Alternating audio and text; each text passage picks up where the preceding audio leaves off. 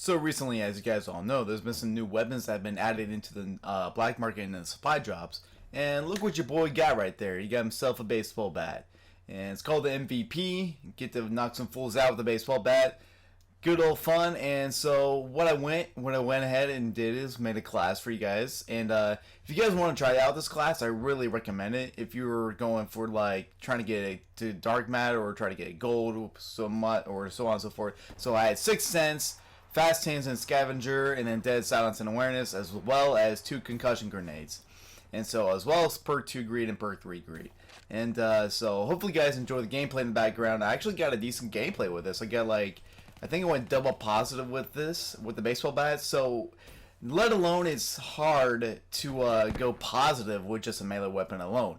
So, going double positive with it is pretty spectacular in my opinion. So, hopefully you guys enjoy the gameplay in the background. And today, I want to talk about a couple things and regarding to the new DLC that's coming out within a couple days. The second DLC for Black Ops 3. And what I want them to fix, what they did wrong with the first DLC of the Awakening DLC. And we can all agree that the DLC wasn't all that good. It wasn't all built up to the hype that was supposed to be. Couple reasons why. And I will break down the things that they did good, and mostly what they did wrong though. But the one big thing that they did right was the zombies map. The zombies map was top tier. They could have done a much better job than they did with that and before.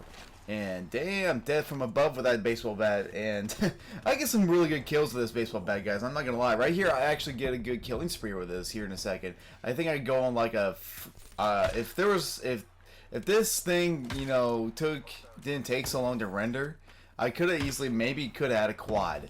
But right here, I missed the guy for some reason. This game right here was so laggy. Like, I don't know why, but the servers in the game were so laggy. And I take my anger out on the truck right here. Like, son of a fucking bitch. Fuck your truck. But seriously, okay, but back on track. What the zombies map was fantastic, guys. It's one of my favorite zombies maps of all time.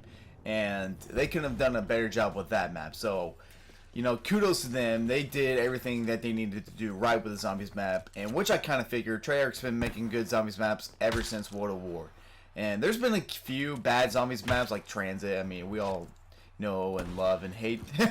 we don't love them at all, but Transit. And a lot of people didn't like that map. So I mean, there's been some bad zombies maps, but they continue to create good zombies maps as zombies progresses. But with the multiplayer maps, however, they just kind of choked on that. Like the maps, they had the right idea of what they were doing with the maps. Like the maps are very, very vibrant and very fun to look at, but the gameplay style and just playing the map itself, it wasn't very good at all. A good example is Gauntlet. Gauntlet was a very fun map to look at, but because it had the 3 types of weather. You were playing in the rain, you play in the snow, and you also play in I think a jungle type feel. So I mean, they had the right idea, but the layout itself was not very good. The map was too big. The routes were very, very weird. I mean, you get yourself lost in the map somehow. You find yourself in a new, especially if you just now started playing that map. I mean, if you just started playing the map, you're like, what the fuck? Where do I fucking go? Where are the fucking enemies at? It's just, you know what I mean? And then Splash. Splash was a very fun map to look at too. It was an abandoned water park. But the one thing that really messed it up was the exploits, the glitches, people getting on top of the map, getting inside walls, going into different places of the map that were clearly inaccessible, but they clearly found a way into it. And a lot of people, with the remake of Hijacked, Skyjacked, a lot of people didn't like that map. And I'm going to tell you why the reason is. You're taking an older Call of Duty map from Black Ops 2 that didn't have jetpacks, that didn't have thrust jumpers, into a game that does. That doesn't make sense to me. Like, and same with Nuketown. The only reason I agree with them putting Nuketown in is because it's Black Ops. There's been a Nuketown in every single Black Ops, so I can understand why they did that. But after a month of playing Nuketown, on Chaos Mosh Pit, I got tired of it. I mean, I didn't really like the map itself. It didn't feel like Nuketown, and so I stopped playing it. And then same thing with Skyjacked or Hijacked, the remake. It didn't feel like Hijacked, and a lot of people didn't see it as Hijacked. They just saw it as another, boost jump with, advanced movements. The advanced movements killed the remake, and so that's why I think it's pointless to make older Call of Duty remakes or older Call of Duty fan favorite maps and older Call of Duty games and bring that into Black Ops 3. It doesn't make sense because, like I said, you're taking an older Call of Duty game that was boots on the ground, arcade shooter, into a futuristic type feel with jetpacks and boost jumps into that, and like in Black Ops 3. So, and most people typically are not going to like that. I mean, some people do like it, some people, but I think the majority of the people in the community do not like it.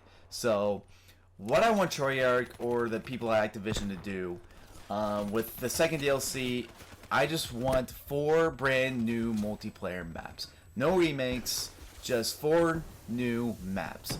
4 new maps, because the remakes, I mean, the only one that they made good was Rise. Rise, in my opinion, was actually not too bad of a map. I mean, it wasn't the greatest of maps. I mean, it's not going to be remembered as a very good map in the DLC, but it was all right. With the DLC that they came out with, Rise was, in my opinion, the best one out of the 4. But with the other maps, however, like with Splash and Gauntlet, I just want Treyarch to make a better, I don't know, just smaller maps. Bring out medium-sized maps. Do not bring out large-sized maps like Gauntlet. I mean, Splash was okay. It was a medium-sized map, but it was still pretty big here and there. Like the spawn area was huge in both areas. So people can easily just camp all the way in the back, and you wouldn't even suspect it.